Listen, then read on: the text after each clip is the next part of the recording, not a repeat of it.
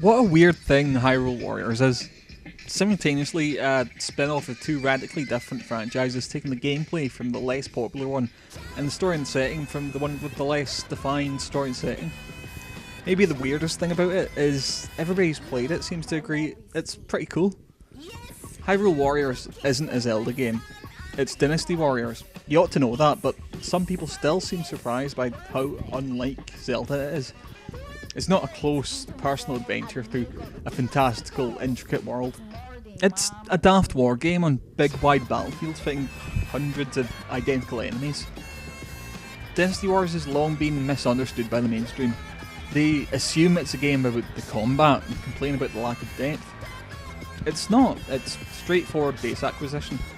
It's like a third-person version of the Bitmap Brothers' Z. Combat is basic. There's diverse combos, but you can get away with not playing around with any of them. It's designed like that because your attention's always split between the close combat of your character and the events of the wider battlefield. You could be fucking rattling away on some cunt, but it doesn't matter if your allies are getting pumped elsewhere. That's what makes the game's pomp and bombast so appreciated. The repetitive combat could get tedious if it was boring to look at, but it's not.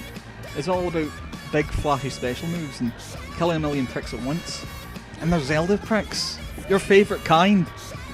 That's the thing, it's Dynasty Warriors. You kinda have to be alright with what Dynasty Warriors is to like it. But Dynasty Warriors is about looking at the big picture. And it's a picture of a Zelda game.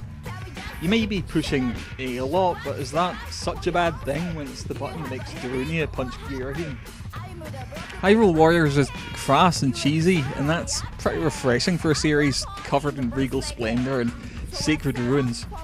Seeing all these stuffy characters going daft, sending out giant energy beams into whole armies feels like a great big war party.